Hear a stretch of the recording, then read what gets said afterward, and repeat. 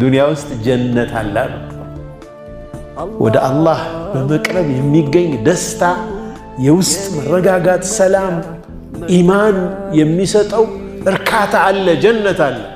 መን ለም የድኹልሃ ዱንያ ላ የድኹሉ ጀነተል አኺራ ብለው እቺ ዱንያዋን ሰኪና ወደ አላህ በመቅረብ የምትገኘዋን ነገር ያላገኘ ሰው የአኺራውን አያገኝም ብለዋል። ኢማን እዚሁ ዱንያ ላይም ሽልማት አለ፣ ሐያተን ጠይባ አለ። ችግር ውስጥ ሆኖ ግን ደስታ አላህ ይሰጠዋል።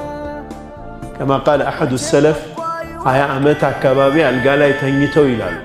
የሚገላበጡትም በሰው ነው፣ መንቀሳቀስ አይችሉም፣ ሙሉ አካላቸው ፓራላይዝድ ሆኖ አልሐምዱሊላህ ይሉ ነበር። አሁን አንተ ምኑን ነው አልሐምዱሊላህ የምትለው አሏቸው አሉ።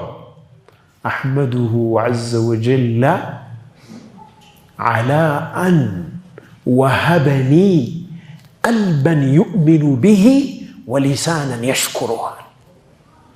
በሱ የሚያምን ልቦናና የሚያመሰግነው ምላስ ለሰጠኝ ጌታ አመሰግነዋለሁ።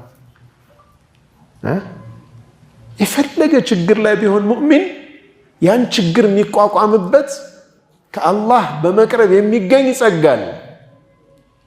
ድሎት ሲመጣ ደግሞ ድሎቱን የት ላይ ማዋል እንዳለበት፣ ኒዕማውን እንዴት ማስተናገድ እንዳለበት ያውቃል።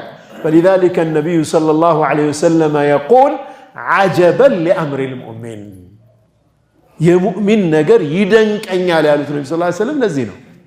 ኢነ አምረሁ ኩለሁ ለሁ ኸይር አሉ። ነገሩ ሁሉ የሙእሚን ኸይር ነው አሉ። ኢን አሳበቱ ሰራኡ ሸከር፣ ደስ የሚል ነገር ሲያገኘው ያመሰግናል።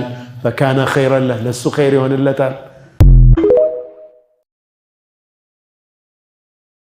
ሰው ማለት ድንጋይ ሲወረውሩበት ፍሬ መወርወር የሚችል ነው። ሰው ያለውን ነው የሚሰጠው።